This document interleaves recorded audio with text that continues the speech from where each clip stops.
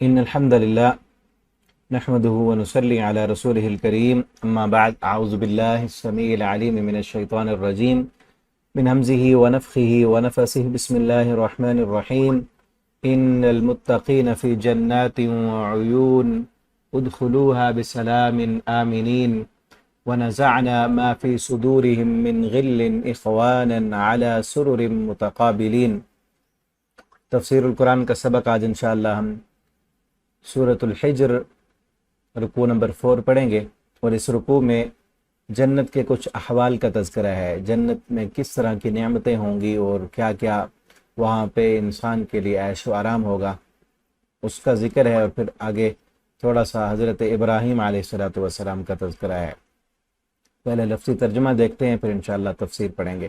ان المتقین، بے شک پرہیزگار، متقی اللہ سے ڈرنے والے لوگ، فی جنات، باغات میں ہوں گے، وعیون، اور چشموں میں ہوں گے، ادخلوہا، انہیں کہا جائے گا، قیل ادخلو، انہیں کہا جائے گا کہ تم سب داخل ہو جاؤ، بسلام، سلامتی کے ساتھ، آمنین، بے خوف ہو کر، بے خوف و خطر، کسی قسم کا کوئی تمہیں خوف نہیں، کسی قسم کا کوئی خطرہ نہیں۔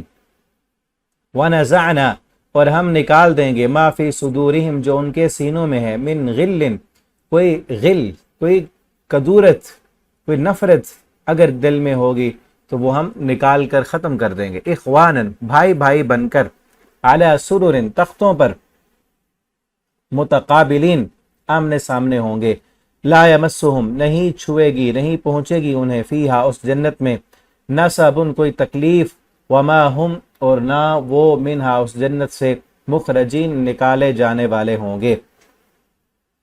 نبئ، تو خبر دے دیں، عبادی، میرے بندوں کو، انی، کہ بے شک میں ہی، الغفور، بے حد بخشنے والا، الرحیم، نہایت رحم کرنے والا ہوں، وَأَنَّ عذابی، اور بے شک میرا عذاب، هو العذاب العلیم، عذاب ہی دردناک ہے، میرا عذاب ہی دردناک ہے، اس عذاب کے مقابلے میں کوئی دوسرا عذاب ہی نہیں، میرا عذاب ہی دردناک ہے۔ وَنَبِّئْهُمْ، اور خبر دیجئے انہیں، عن ضیف ابراہیم، ابراہیم علیہ السلام کے مہمانوں کے بارے میں، اذ دخلوا، جب وہ مہمان داخل ہوئے، علیہ، اس پر، فقالوا، تو انہوں نے کہا، سلاما، سلام، قال، کہا ابراہیم علیہ السلام نے، انا منکم وجلون، بے شک ہم تم سب سے ڈرنے والے ہیں۔ قالوا، انہوں نے کہا، لا توجل، تو مت ڈر، انا نبشرک، بے شک ہم خوشخبری دیتے ہیں آپ کو، بغلام، ایک لڑکے کی، ایک بیٹے کی، علیم، جو بہت علم رکھنے والا ہوگا۔ قال، تو انہوں نے کہا، ابشرتمونی، کیا تم خوشخبری دیتے ہو مجھے، علی ان مسنی الکبر، اس پر کہ آ پہنچا ہے مجھے بڑھاپا، فبم تبشرون، تو تم کس بات کی خوشخبری دیتے ہو؟ قالوا، انہوں نے کہا، بشرناک بالحق، ہم خوشخبری دیتے ہیں حق کی، فلا تکن من القانتین، تو آپ نا امید ہونے والوں میں سے نہ ہوں۔ قال، کہا ابراہیم علیہ السلام نے، وَمَنْ يَقْنَتُ مِنْ رَحْمَتِ رَبِّي، اور کون ہے جو نا امید ہوتا ہو، من رحمت ربی، اپنے رب کی رحمت سے، إِلَّا الضَّالُّونَ، مگر گمراہ لوگ۔ قال، انہوں نے کہا، فما خطبکم ایھا المرسلون، تمہارا کیا معاملہ ہے اے بھیجے جانے والو، اے فرشتو، تم کس لیے آئے؟ قالوا، انہوں نے کہا، انا ارسلنا، بے شک ہم بھیجے گئے ہیں، الی قوم لوط، قوم لوط کی طرف، الی قوم مجرمین، مجرم قوم کی طرف، جو کہ قوم لوط تھی، الا آل لوط، سوائے آل لوط کے، انا لمنجوہم اجمعین، یقیناً ہم ضرور بچانے والے ہیں ان کو، اجمعین، سب کے سب، الا امرأتہ، مگر اس کی بیوی، قدرناہا، ہم نے طے کر دیا ہے اس کے لیے، فیصلہ ہو گیا ہے اس کے بارے میں، انہا لمن الغابرین، بے شک وہ پیچھے رہنے والوں میں سے ہے، وہ عذاب میں مبتلا ہوگی، گرفتار کی جائے گی۔ یہاں تک یہ رکوع کمپلیٹ ہوا۔ اب اس کی تفسیر دیکھتے ہیں۔ ان المتقین، بے شک متقی لوگ، کیونکہ پچھلے رکوع کے آخر میں تھا، شیطان نے اللہ رب العالمین سے کہا تھا کہ اللہ تو مجھے قیامت تک کی مہلت دے دے، میں تیرے بندوں کو گمراہ کروں گا، تو اللہ تعالیٰ نے فرمایا، جو بھی تیری بات مانے گا میں تجھے بھی اور ان سب کو جہنم میں اکٹھے کر دوں گا، اور جہنم، وَإِنَّ جَهَنَّمَ لَمَوْعِدُهُمْ أَجْمَعِينَ، جہنم ہی ان کے وعدے کی جگہ ہے کہ انہیں اس بھڑکتی ہوئی آگ میں ہی ڈالا جائے گا، اور اس جہنم کے 7 دروازے ہیں، اور ہر دروازے کا ایک مقررہ حصہ ہے جس سے ان کو ان دروازوں سے داخل کر کے جہنم میں ڈالا جائے گا، اور کئی طبقے ہیں۔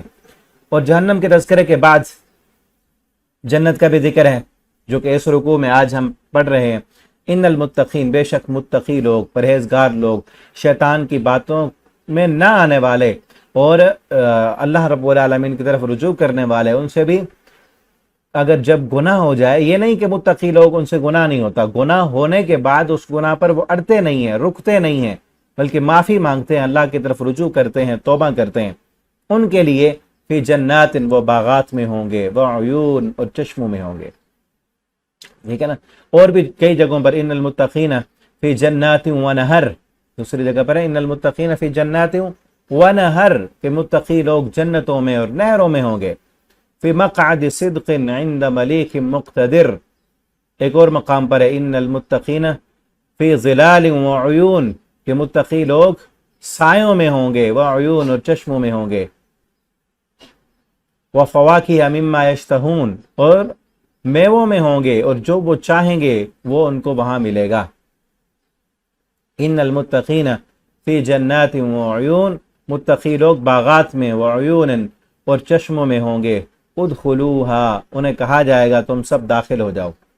قیل ادخلو، کہا جائے گا کہ داخل ہو جاؤ تم اس جنت میں، بسلام، ان سلامتی کے ساتھ، آمینین، بے خوف و خطر ہو کر، تمہیں کسی قسم کا کوئی خوف نہیں ہے۔ خوف ہوتا ہے مستقبل کا، کہ آئندہ آگے ہمارے ساتھ کیا بنتا ہے، نا جنت میں نہ کوئی خوف ہوگا نہ کوئی غم ہوگا، اور غم ہوتا ہے ماضی کا، کہ ماضی میں کوئی کام ایسے غلط کر لیے کہ اب ان کا اعادہ نہیں ہو سکتا، تو انسان کو غم لاحق ہو جاتا ہے کہ کاش میں ایسے نہ کرتا، کاش میں یوں کر لیتا، اس طرح نہ کرتا تو مجھے یہ سزا نہ ملتی۔ تو ماضی کا غم بھی نہیں ہوگا، کہ انہوں نے ماضی میں بھی کوئی ایسے کام نہیں کیے ہوں گے جن پر انہیں غم ہو، اور کوئی ایسے مستقبل کا بھی خوف نہیں ہوگا کہ آگے ہمارے ساتھ کیا ہوتا ہے۔ سلامتی کے ساتھ، امن کے ساتھ اللہ کی جنت میں رہو، اور یہاں جو چاہے کرو۔ اور مزید جنت کا جو ہے دل نشین تذکرہ سورہ رحمان میں ہے، اور سورہ واقعہ میں، وہاں آگے چل کے پڑھیں گے ہم انشاءاللہ۔ وَنَزَعْنَا، یہاں ایک اہم ترین جنت کی جو ہے صفت بیان کی گئی ہے، جنت کی خوبی، جو کہ دنیا میں کہیں نہیں ہے، کبھی بھی نہیں ہے۔ کروڑوں، لاکھوں، اربوں روپے اکٹھے کر لیں، بلکہ ایک بندہ ساری دنیا کی دولتیں اکٹھی کر لے، جو کہ ممکن ہی نہیں ہے، ساری دنیا بھی اکٹھی کر لے تو اس کو دنیا میں یہ خوبی نہیں مل سکتی جو جنت کے اندر ہے، جس کا تذکرہ یہاں پہ ہے۔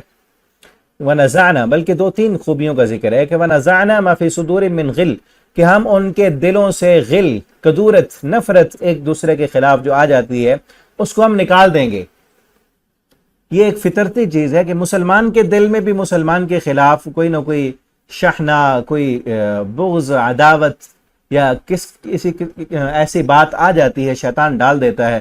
اب اس کو ختم کیے بغیر اگر موت آ گئی تو جنت میں تو نہیں جا سکتا نا، کیونکہ ایک بندے کے بارے میں آپ دل میں اس کے بارے میں غلط سوچ رہے ہیں، تو آپ اس کے ساتھ ناانصافی کر رہے ہیں نا۔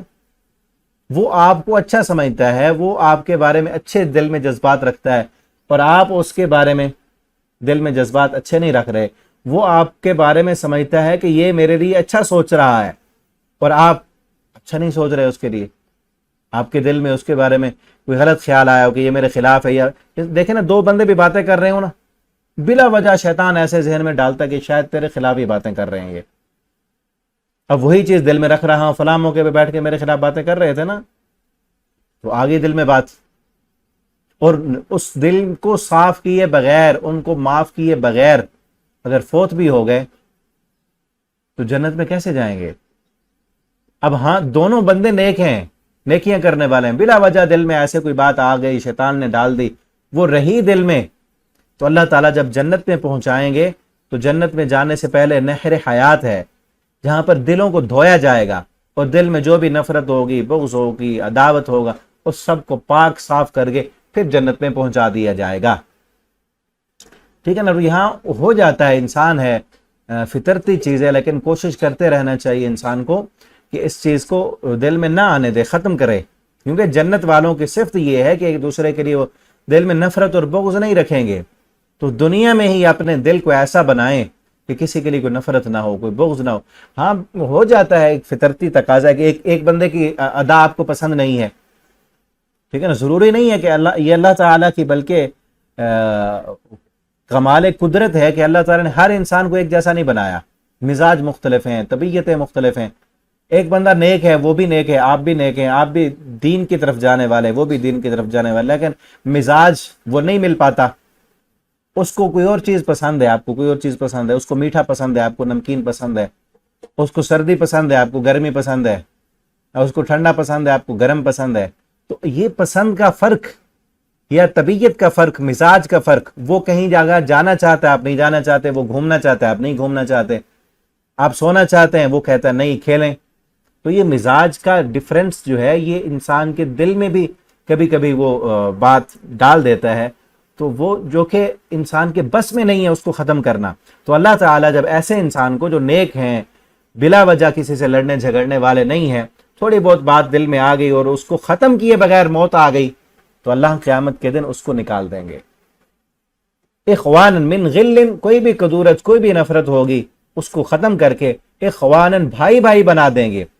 حالانکہ دنیا میں بھائی بھائی کے خلاف بھی ہو جاتا ہے، ایک بھائی کی طبیعت اور مزاج اور طرح کا ہے، دوسرے بھائی کا مزاج اور طرح کا ہے، ایک بھائی کہتا ہے یہ کام کرنا چاہیے، دوسرا اس کو بالکل بھی پسند نہیں کرتا، حالانکہ کام جائز ہے، جائز کام میں بھی ہو جاتا ہے اختلاف، ٹھیک ہے نا۔ ایک بھائی اس کا مزاج اور طرح کا ہے، دوسرے کا اور طرح کا ہے، اور یہ بھی اللہ تعالیٰ کی قدرت ہے نا کہ ایک ہی گھر میں پیدا ہونے والے ایک ہی ماں باپ کے بچے، مزاج مختلف، رنگ مختلف، طبیعت مختلف، سارا کچھ یہ اللہ تعالیٰ کی کمال قدرت ہے۔ اور اس مزاج کے نہ ملنے کی وجہ سے دل میں کچھ نہ کچھ آ جاتا ہے، تو اللہ جنت میں ختم کر کے مزاج بھی ایک جیسے بنا دیں گے، وہاں پہ کسی انسان کی، کسی مومن کی کسی دوسرے مومن کے لیے کوئی نفرت نہیں ہوگی۔ اور ہاں یہاں پہ یہ بھی ہوتا ہے کہ دو بھائی ہیں، ایک جو ہے دنیا کے اعتبار سے اونچے مقام پر ہے، اس کے پاس پیسہ ہے، دولت ہے، گاڑیاں، بنگلے، اور دوسرے کے پاس کچھ نہیں ہے۔ اب اس کی وجہ سے بھی دل میں آ جاتی ہے کچھ نہ کچھ، جبکہ جنت میں یہ نہیں ہوگا۔ جنت میں یہ کیفیت ہی نہیں ہوگی کہ انسان کسی اور کو دیکھے جو اس سے بڑے درجے والا ہے، اپنے آپ میں ہی اللہ تعالیٰ ایسا کر دیں گے کہ وہ خوش ہوگا۔ یہاں دنیا میں جتنا بھی اونچا مقام بنا لے نا، دنیا خاص طور پر دنیا کے اعتبار سے جو بندہ دنیا کے پیچھے پڑ جائے وہ کبھی وہاں پہ راضی نہیں ہوتا، ٹکتا نہیں ہے، اگلے سٹیج، اس سے اگلے سٹیج، اس سے آگے، اس سے اونچا آگے والوں کو دیکھتا ہی رہتا ہے۔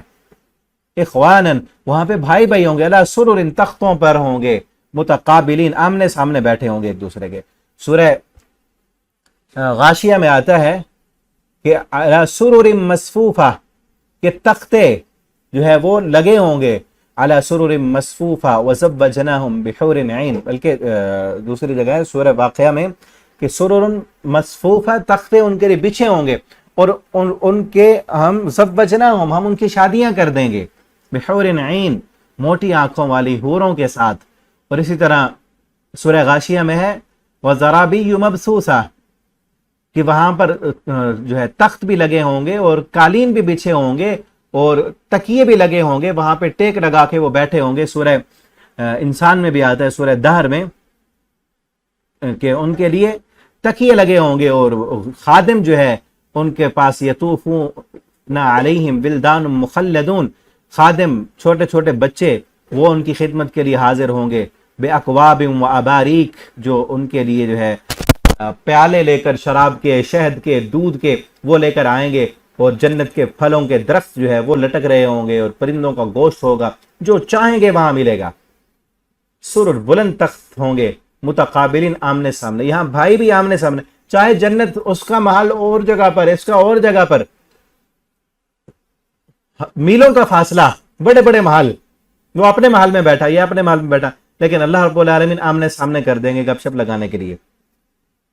آج اس کی چیز کو سمجھنا مشکل نہیں ہے، اس وقت سمجھنا مشکل تھا، لیکن صحابہ کے ایمان پہ قربان جائیں، انہوں نے مانا۔ آج تو ہم بیٹھے نا، ایک بندہ یہاں پاکستان میں بیٹھا ہے، دوسرا امریکہ میں بیٹھا ہے، وہ ایسی ایپ آئی ہوئی ہیں زوم پر، اسکائپ پر، وہ آمنے سامنے سب آ کے میٹنگ کر رہے ہوتے ہیں، سامنے ہی بیٹھے ہیں نا۔ تو یہ انسان کی بنائی ہوئی دنیا کی جو ہے ایک آلہ، اس کے ذریعے سے یہ سارا کچھ ہم کر سکتے ہیں۔ تو جنت جو ہے وہ اللہ کی بنائی ہوئی، اور اللہ رب العالمین تو یہ تو ایک ٹیکنالوجی کے ذریعے تصویر آ جاتی ہے، اللہ تعالیٰ بغیر تصویر کے انسان کو وہاں پہنچا دیں، اللہ کے لیے کیا مشکل ہے؟ تو آمنے سامنے. اور یہاں یہ بھی ہے کہ اگر دل میں کسی کے لیے، ہم پیچھے ہے نا غلن، کسی انسان کے بارے میں دل میں غل آ جائے، کوئی شحنہ آ جائے، کوئی تھوڑی بہت نفرت آ جائے، تو پھر اس کے سامنے نہیں آتے. ایسے ہوتا ہے نا کہ اس سے پیٹ پھیر کر، منہ موڑ کر، راستہ بدل کر، کہ جہاں وہ ہے وہاں نہ گیا، دوسرے طرف منہ کر لیا، نہ بیٹھا وہاں پہ، اس کی مجلس میں نہ گیا، اس کے گھر میں نہ گیا. آمنے سامنے نہیں آتے. اللہ فرماتے ہیں ہم ان کا غل اور جو بھی کدورت اور نفرت ہوگی اس کو نکال کر علی سرر متقابلین، تختوں پر آمنے سامنے بٹھا دیں گے، وہ بھائی بھائی بن کے رہیں گے. ٹھیک ہے نا. اور یہاں سے مجھے یاد آئی بات کہ اللہ بھائیوں کے بارے میں کہہ رہے ہیں. صحابہ کرام جو کہ آپس میں بھائی بھائی تھے، ہاں بعد میں ان کے اختلافات ہوئے، جنگیں ہوئیں آپس میں. حضرت امیر معاویہ رضی اللہ تعالیٰ عنہ کی حضرت علی رضی اللہ تعالیٰ عنہ کے ساتھ جنگ ہوئی. اسی طرح امی عائشہ رضی اللہ تعالیٰ عنہ کی حضرت علی کے ساتھ جنگ ہوئی. کہ آپس میں اختلافات ہو گئے، سیاسی اختلاف ہو گئے، یا جو ہے دشمن عناصر جو تھے وہ ساتھ مل کر درمیان میں گھس کر انہوں نے جو ہے نفرتیں پھیلائیں، اور ان کی سازشیں جو ہے وہ کامیاب ہوئیں، جس کی وجہ سے صحابہ کرام کی آپس میں جنگیں ہو گئیں. ٹھیک ہے نا. تو اللہ تعالیٰ نے قرآن میں فرما دیا قیامت کے دن اگر یہ جو دنیا میں سیاسی اختلاف ہو بھی گیا، ایک دوسرے کے خلاف نفرت آ بھی گئی، اللہ فرماتے ہیں ہم نکال لیں گے. اگر صحابہ کرام کے بارے میں نہیں تو کن کے بارے میں ہے یہ قرآن؟ بعد والوں کے لیے ہے، لیکن پہلے مصداق، اول مصداق اس کے تو صحابہ کرام ہیں. ان کی زندگی میں آ گئے اختلاف، ایک دوسرے کے خلاف تلواریں لے کر بھی آ گئے، لیکن بھائی بھائی تھے بھائی. ٹھیک ہے نا. اور پھر اسی اختلاف پر ان کی موت بھی آ گئی، فوت بھی ہو گئے، شہادتیں بھی ہوئیں اس جنگ میں. شہید کرنے والے ادھر سے بھی صحابہ، ادھر سے بھی صحابہ. ٹھیک ہے نا. تو اب ہم یہ نہیں کہیں گے کس نے ہم کو اختیار دیا ہم کہیں فلاں حق پر تھا فلاں حق پر نہیں تھا. جو بھی صحابی رسول ہے، جس نے ایمان کی حالت میں محمد کریم صلی اللہ علیہ وسلم کا کلمہ پڑھا ہے، وہ جنتی ہے. ایمان کی حالت میں، ہاں شرط یہ ہے کہ ایمان کی حالت میں پھر اس کی موت آئی ہو، وہ جنتی ہے. اختلافات ہو گئے تو کیا ہوا؟ اللہ فرماتے ہیں قیامت کے دن ان اختلافات کو، دل میں جو شانہ ہوگی، کوئی نفرت ہوگی، اس کو نکال کر بھائی بھائی بنا کر ہم تختوں پر آمنے سامنے ان کو بٹھا دیں گے. لا یمسہم فیہا نصب. اگلی خوبی جنت کی، ایک یہ خوبی جو دنیا میں کبھی نہیں ہو سکتی. بڑی دنیا کی دولتیں اکٹھی کر کے آپ سب کے دلوں میں محبت نہیں ڈال سکتے. ٹھیک ہے نا. کسی نہ کسی کو آپ کا مزاج پسند نہیں ہے، آپ کا انداز پسند نہیں ہے. ٹھیک ہے نا. ہو جاتا ہے، دنیا ہے، دنیا میں ایسے نہیں. وہاں پہ کیا ہوگا؟ جتنے بھی مسلمان مومن ہیں، کسی مسلمان کی، کسی مومن، کسی جنتی کی، کسی اور جنتی کے بارے میں دل میں کوئی نفرت، کوئی بغض، کوئی عداوت، اس طرح کی چیز نہیں ہوگی. اللہ سب کچھ نکال لیں گے. دنیا میں یہ نہیں ہو سکتا. اور اگلی خوبی جنت کی، لا یمسہم فیہا نصب. وہاں پر کوئی تکلیف نہیں ہوگی. نصب اصل تھکاوٹ کو کہتے ہیں. وہاں پر تھکیں گے نہیں. جنت کی یہ خوبی ہے کہ جنت میں تھکاوٹ نہیں ہوگی. دنیا کی سب سے بڑی بہت بڑی خرابی ہے یہ کہ دنیا امتحان کی جگہ ہے، دنیا کو عیش و آرام کی جگہ نہیں ہے. یہاں پر اس کی بہت بڑی خرابی یہ ہے کہ آپ تھک جاتے ہیں، بلا وجہ تھک جاتے ہیں. کام کریں پھر بھی تھک جاتے ہیں، اگر کام نہ کریں پھر بھی آپ تھک جاتے ہیں. لیکن کئی دفعہ ہم سوئے تھک جاتے ہیں، بیٹھے بیٹھے تھک جاتے ہیں. کہیں کسی جگہ پر مہمان گئے تو تھک جاتے ہیں. ہم کہتے ہیں نہیں جلدی ہم نے اپنے گھر جانا ہے اور کام کرنا ہے. پھر آ کے کام کرتے ہیں تو کام کرتے کرتے تھک جاتے ہیں. پھر کہتے ہیں نہیں اب ریسٹ کر لیتے ہیں، ریسٹ کرتے کرتے تھک جاتے ہیں. اور پھر دنیا کے کاموں سے، اپنے ملازمت سے، اپنی جو ہے مصروفیات ہیں جو روزمرہ کی، گھر کی، باہر کی، دفتر کی، ادھر ادھر کی، ان سے تھک کر ہم کیا کہتے ہیں کہ چلیں اب جو ہے نا چھٹیاں ہو گئی، کہیں گھومنے جاتے ہیں. ہوتا ہے نا ایسے، آج کل گرمی ہے تو گھومنے کے لیے گئے ہوئے ہیں وہ چھٹیوں میں، چھٹیاں گزارنے کے لیے. وہاں دوسرے علاقوں میں جا کر، خوبصورت پہاڑی علاقوں میں خوبصورت جو ہے نظارے دیکھ کر، وہاں گھومتے گھومتے بھی تھک جاتے ہیں. ہے نا ایسے، بڑی خوبصورت ترین جگہ دیکھی لیکن وہاں پہ گھوم گھوم کے تھک گئے. پھر کہتے ہیں نہیں اب تھک گئے، اب گھر چلتے ہیں. یہ دنیا کی بہت بڑی خرابی ہے کہ ہم تھک جاتے ہیں یہاں پہ. لیکن جنت کی یہ خوبی ہے، وہاں پہ اگر لیٹنا ہے تو لیٹے لیٹے بھی جتنا مرضی لیٹے رہو، نہیں تھکو گے. بیٹھنا ہے تو بیٹھے بیٹھے بھی نہیں تھکو گے. گھومنا ہے، اللہ فرماتے ہیں یہ جنت ہے، عیون، نہریں ہیں، چشمے ہیں، اور جو ہے تمہارے لیے ہر طرح کی نعمتیں اور درخت اور پھل پھول پودے. اتنی بڑی جنت تمہارے لیے بنا دی کہ کسی کے دل پر تصور تک نہیں آیا. اور ایسی ہے کہ گھومتے رہو، گھومتے رہو یہاں پر، جتنا مرضی گھومو، جتنا مرضی ان کی نہروں میں جو ہے نہاؤ اور آپ میں جاؤ. جس طرح واٹر پارک میں جاتے ہیں نا نہانے کے لیے، بڑی بڑی آبشاریں ہوتی ہیں اور سلائیڈیں ہوتی ہیں، وہاں پہ بھی ایسے ہوگا، جو مرضی کرتے رہو، جدھر مرضی جاؤ، تھکو گے نہیں تم. دنیا میں تو تھوڑا سا گھوم کے تھک گئے، وہاں پہ نہیں تھکو گے. اتنی بڑی خوبی جنت کی، اگر یہ ایک ہی خوبی ہو تو کتنی کمال خوبی ہے، لیکن اس کے ساتھ ساتھ اور بھی کئی خوبیاں ہیں جنت کی. اگلی خوبی کیا بتائی؟ وَمَا هُم مِّنْهَا بِمُخْرَجِينَ، وہاں سے نکالے بھی نہیں جاؤ گے کبھی، وہاں سے تمہیں کوئی نکالے گا بھی نہیں. دنیا میں کیا ہوتا ہے، خطرہ یہ ہوتا ہے کہ کہیں ہم گھومنے آئے یہاں سے، ہمیں کوئی ٹائم ہوتا ہے، پیریڈ ہوتا ہے ہر جگہ کا، ہر علاقے کا، ہر جو ہے پکنک پوائنٹ کا، کہ اتنے سے اتنے ٹائم پر آپ یہاں رہ سکتے ہیں. ٹکٹ ہوتی ہے کوئی بھی چیز آپ دیکھنے کے لیے، تو اس کے لیے پیسے بھی بھرنے پڑتے ہیں، جانا بھی پڑتا ہے. پھر یا تو ٹائم ختم ہو جاتا ہے یا آپ تھک جاتے ہیں. وہاں پہ نہ تھکیں گے، نہ کوئی نکالے گا، تمہاری اپنی جنت ہے، اور نہ نکلنے کا دل چاہے گا. یہ بھی جنت کی خوبی ہے، تمہارا دل بھی نہیں چاہے گا. یہاں ہے نا اپنا مکان بنا ہے، بڑا اچھا عالیشان بنگلہ بنا لیا کسی نے بڑے پیسے لگا کر، اور حسرتیں تھیں سالوں سے، کئی عرصے سے، بڑا اس نے اس اتنا بڑا بنگلہ بنانے کے لیے کتنے پاپڑ بیلے، کتنی محنتیں کی، کتنا کچھ کیا. اور کئی لوگ حلال و حرام کی بھی پرواہ نہیں کرتے، سب کچھ کرنے کے بعد بنا لیا گھر بڑا عالیشان خوبصورت. اس میں بھی رہ کے کیا ہوتا ہے، تھک جاتا ہے، بور ہو جاتا ہے. اب اس کا دل کرتا ہے کہیں اور گھومنے جاؤں. جنت ایسی ہے کہ جنت سے باہر نکلنے کا انسان کا دل بھی نہیں چاہے گا.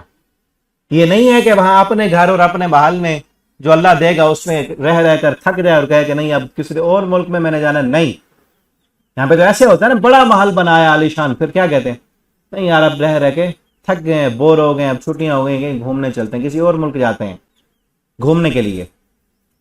اپنی ہی جنت میں سارا کچھ موجود ہے، یہاں گھومو.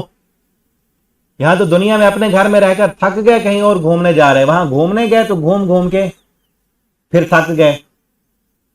جنت میں ایسے نہ اپنے گھر میں رہ کر تھکاوٹ ہوگی، نہ بوریت ہوگی، نہ اکتاہٹ ہوگی، نہ یہ ہوگا کہ یہ چیزیں پرانی ہو گئی ہیں، نہیں ہوگا. ہر روز جنت کے نقشے اور ڈیزائن، اس کے درختوں کے، اس کے پھلوں کے نئے ہوں گے، اور ایسے لگے گا کہ اب دیکھ رہے ہیں ہم نا اپنے گھر میں بار بار ایک چیز کو دوبارہ دیکھتے ہیں تو وہ پرانی لگنے لگتی ہے. جنت میں ایسے نہیں ہوگا، نہ خود نکلنے کا دل چاہے گا، نہ کوئی اور نکالے گا.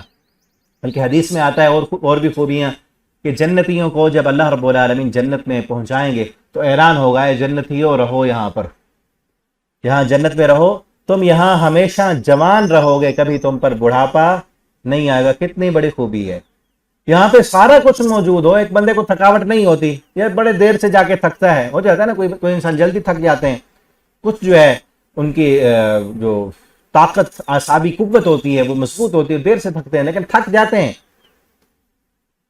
اور تھک تو جاتے ہیں لیکن وہاں پہ کیا ہوگا جنت میں، یہاں پہ اگر کوئی انسان تھک جاتا ہے، دیر سے تھکتا ہے، اعصابی قوت مضبوط ہے، آخر کار بڑھاپا تو آنا ہے نا، ہمیشہ جوان تو نہیں رہے گا.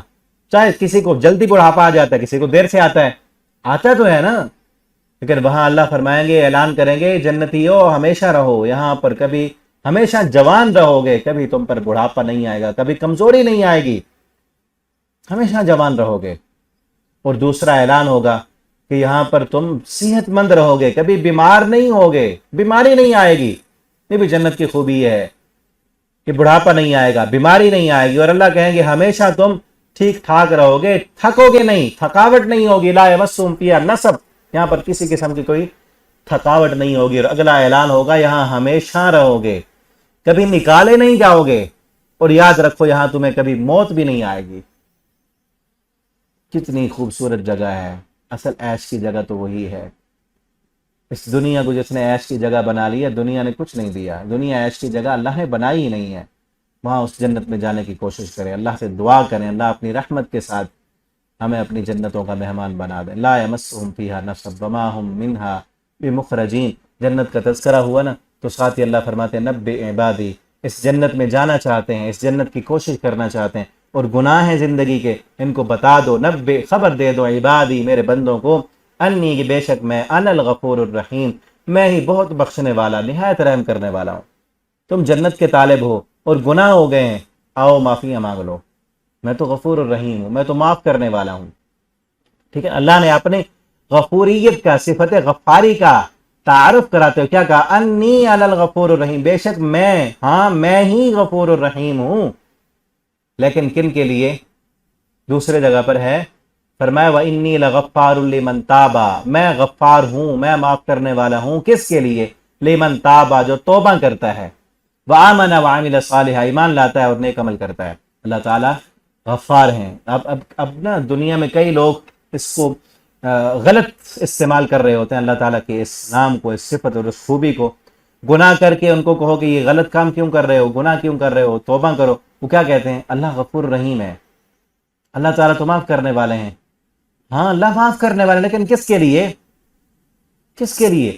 وَإِنِّي لَغَفَّارٌ لِمَن تَابَ، فرمایا میں غفار ہوں کس کے لیے؟ جو توبہ کرتا ہے، جو معافی مانگتا ہے، اور جو معافی نہ مانگے، جو توبہ نہ کرے، جو واپس نہ پلٹے، جو گناہ پر اڑا رہے، جو شیطان کے شکنجے میں آ کر واپس نہ پلٹے اور اسی کے باتوں میں لگا رہے اور دنیا کے عیش و آرام میں آ کر رب کو بھول جائے، اللہ کی بغاوتوں پہ اتر آئے، ان کے لیے بھی اگلی آیت میں کیا کہا؟ وَأَنَّ عَذَابِي، اور ان بندوں کو بھی کہہ دو میرا عذاب جو ہے وَالْعَذَابُ الْعَلِيمُ، وہ بھی بڑا دردناک ہے۔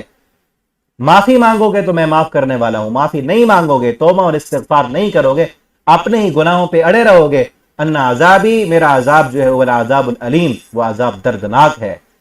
وَنَبِّئْهُمْ، اب یہاں آگے ابراہیم علیہ السلام کا تھوڑا سا تذکرہ ہے کہ ان کو بتاؤ، خبر دو، ان سے مراد مشرکین مکہ ہیں کہ ان کو بتاؤ ابراہیم علیہ السلام کے مہمانوں کے بارے میں، وہ جو فرشتے انسانی شکل میں مہمان بن کے آئے تھے، پیچھے سورہ یونس میں اس کا بھی ذکر آیا ہے، ہم پڑھ آئے ہیں پیچھے۔ اذ دخلوا، جب وہ داخل ہوئے اس پر، ابراہیم علیہ السلام پر، تو سلام کہا، انہوں نے قال انا منکم مجرون، وہ انسانی شکل میں تھے، ابراہیم علیہ السلام جو ہے بچڑا بھونا ہوا وہ لے کے آئے، انہوں نے کھانا نہیں کھایا۔ اس وقت یہ تھا کہ اگر کوئی شخص کسی کے گھر سے کھانا کھا لیتا تو وہاں اس کو نقصان نہیں پہنچاتا تھا، اور اگر نقصان پہنچانے کی غرض سے آیا ہے تو پھر وہاں اس گھر کا نمک نہیں کھاتا تھا۔ یہ آج نمک حرامی ہے اس قدر کہ جہاں سے کھاتے ہیں وہیں انہیں کو نقصان پہنچاتے ہیں۔ تو انہوں نے کھانا نہیں کھایا تو سمجھا ابراہیم علیہ السلام نے کہ مجھے نقصان کی غرض سے آئے ہیں جو کھانا نہیں کھا رہے، حالانکہ وہ تو فرشتے تھے اس لیے انہوں نے نہیں کھایا۔ ابراہیم علیہ السلام کہنے لگے ہم تم سے ڈرتے ہیں، خوف محسوس کرتے ہیں۔ انہوں نے کہا نہیں ڈرو، انا نبشرک، پھر بتایا کہ ہم تو فرشتے ہیں اور ہم آپ کو خوشخبری دینے آئے ہیں بغلام علیم، ایک بچے کی جو بہت بڑے علم والا ہوگا۔ انہوں نے کہا ابشرتمونی، مجھے خوشخبری دیتے ہو کہ جب مجھے بڑھاپا آ گیا ہے، اب تو میں بوڑھا ہو گیا ہوں، مسنی الکبر، مجھے تو بڑھاپا پہنچ چکا ہے۔ دوسرے سورہ یونس میں ہم نے پڑھا کہ وہاں پہ انہوں نے کہا تھا امراتی آخر، میری بیوی بانجھ ہو چکی ہے، میں بوڑھا ہو چکا ہوں، اب جو ہے وہ میرا بچہ کیسے ہوگا؟ علی مسنی الکبر فبم تبشرون، تم کس چیز کی خوشخبری دیتے ہو کہ اب تو میری ہڈیاں کمزور ہو گئیں، بیوی بانجھ ہو گئی، اب تو بچہ پیدا کرنے کے جو ظاہری اسباب ہیں وہ بھی ختم ہو چکے، اب کس چیز کی خوشخبری دیتے ہو؟ انہوں نے کیا کہا؟ قالوا بشرناک بالحق، انہوں نے کہا ہم حق کے ساتھ خوشخبری دینے آئے ہیں، یہ اپنی طرف سے نہیں، یہ اللہ رب العالمین کی طرف سے ہم خوشخبری دینے آئے ہیں۔ فلا تکن من القانتین، تو آپ نا امید ہونے والے میں سے نہ ہوں، اللہ تعالیٰ نے آپ کو خوشخبری دی ہے۔ آپ دنیا کے اسباب آپ کے ختم ہو گئے ہیں نا، لیکن اللہ رب العالمین تو مسبب الاسباب ہیں، اللہ تعالیٰ تو تمام سبب پیدا کرنے والے ہیں، تو آپ اللہ رب العالمین کی طرف سے نا امید نہ ہوں۔ فلا تکن من القانتین، آپ نا امید ہونے والوں میں سے نہ ہو جائیں۔ قالا، تو ابراہیم علیہ السلام نے کہا ومن یقنط من رحمت ربی، کون اپنے رب سے نا امید ہوتا ہے؟ میں رب سے نا امید نہیں ہوں، میں تو دنیا کے جو اسباب ہیں وہ ختم ہو چکے ہیں۔ لیکن آپ تعجب ہے نا، ایک اس تعجب پر جو ہے ابراہیم علیہ السلام نے تعجب والے الفاظ بولے کہ آپ کس طرح؟ میں کہا کیا اللہ سے نا امیدی؟ ابراہیم علیہ السلام نے کہا پر اللہ سے کون نا امید ہوتا ہے؟ اور ابراہیم ان کی ساری زندگی اللہ کے ساتھ امیدوں میں اور اللہ رب العالمین کے لیے گزری، کون اللہ کی رحمت سے نا امید ہوتا ہے مگر گمراہ لوگ۔ قال فبما خطبکم، اور ہاں یہ بھی ہے کہ انسان اپنے جذبات کا اظہار کر سکتا ہے، جس طرح یہ تعجب ہے نا، تعجب کا خوشخبری جو تھی وہ بظاہر تعجب کی تھی، ابراہیم علیہ السلام نے تعجب کا اظہار کیا۔ جگہ آتا ہے کہ ان کی بیوی نے فسکت وجہ، اپنے چہرے پہ ہاتھ مارا، انا عجوز عقیم، میں تو بوڑھی بانجھ ہو چکی ہوں۔ انہوں نے بھی اس جذبات کا اظہار کیا، تو جذبات کا اظہار شریعت کے خلاف نہیں ہے کہ آپ خوش ہیں تو خوشی کا اظہار کریں، ٹھیک ہے نا. اور اسی طرح آپ کو غم لاحق ہے تو غم کا اظہار کرنا شریعت کی خلاف ورزی کیا ہے کہ حدوں کو پار نہ کریں. غم کے اظہار میں آپ چیخوں پکار وا ویلا اور زبان سے ایسے نہ شکری کے کلمات، یہ منع ہے. اور اسی طرح خوشی میں اللہ رب العالمین کی نافرمانی، جذبات، انسان کے جذبات کا اظہار ایک حد تک وہ جائز ہے. ٹھیک ہے نا. تعجب کی کیفیت ہے تو غم کی کیفیت ہے، افسوس کی کیفیت ہے، خوشی کی ہے، تکلیف کی ہے، تو اس کا اظہار کرنا یہ شریعت اس کی اجازت دیتی ہے. قال ومن يقنط من رحمت ربی الا الضالون. پھر ابراہیم علیہ السلام نے ان سے پوچھا فما خطبکم ایھا المرسلون، تمہارا کیا معاملہ ہے اے فرشتوں، تم کس لیے آئے ہو؟ تو انہوں نے کہا کہ ہم تو بھیجے گئے الی قوم مجرمین، ایک مجرم قوم پر. لوط علیہ السلام کی قوم جو کہ مجرم تھی اور باغی تھی اللہ کی، تو ان کو اس بستی کو تباہ کرنے کے لیے وہ آئے تھے. الا آل لوط، سوائے لوط کے گھر والوں کے، کہ وہ اس کے گھر والے، اس کی ایک بیوی بھی ان کے ساتھ ملی ہوئی تھی، وہ آگے آ رہا ہے کہ ان کے جو بچے ہیں وہ بھی اس عذاب میں گرفتار ہوں گے، سوائے یعنی اس کی جو ماننے والے اور اس پر ایمان لانے والے اس کے جو گھر والے ہیں وہ بچیں گے. اور ہاں انا لمنجوہم، ان کو نجات دیں گے سب کے سب کو، مگر اس کی بیوی قدرناہا جو کہ ان کے ساتھ ملی ہوئی تھی اور مومنہ نہیں تھی، ہم نے طے کر دیا ہے انہا لمن الغابرین، کہ وہ پیچھے رہنے والوں میں سے، وہ نہیں آئے گی لوط علیہ السلام، اور آئی بھی نہیں. اور اسی بیوی نے جا کر قوم کو بتایا کہ فرشتے آئے تھے اصل نوجوان، خوبصورت نوجوانوں کی شکل میں، اور اس قوم کی خرابی یہ تھی کہ وہ اپنی شہوت کو مردوں سے، خوبصورت لڑکوں سے پوری کرتے تھے، لواطت کرتے تھے. اس وجہ اس گناہ اور اس خرابی کی وجہ سے ان پر اللہ نے بہت سخت عذاب بھیجا، جس خرابی کو آج ہمارے ملکوں میں حکومتی سرپرستی میں لیا جا رہا ہے کہ جو مرضی جہاں سے اپنی خواہش کو پورا کر لے، کہ جس جو ہے خرابی پر اللہ رب العالمین کے بڑا عذاب آیا تھا. تو یہاں تک یہ رکوع کمپلیٹ ہوا. اللہ تعالیٰ سے دعا ہے اللہ رب العالمین ہمیں یہ جو آخر میں خرابی ہم نے پڑھی، ہمارے ملک اور معاشرے کو اللہ اس خرابیوں سے محفوظ فرمائے، اللہ ہماری نسلوں کو محفوظ فرمائے. اور اوپر جو جنت کی خصوصیات اور صفات پڑھی ہیں، اللہ رب العالمین اس جنت کا وارث ہمیں بنا دیں اپنی رحمتوں کے ساتھ، اور اللہ رب العالمین اپنی رحمت سے ہمیں جنت والے کام کرنے کی توفیق دیں. اللہم انا نسألک رضاک والجنہ وما قرب الیہا من قول وعمل ونعوذ بک اللہم من سخطک والنار وما قرب الیہا من قول وعمل. آخر دعوانا الحمد للہ رب العالمین.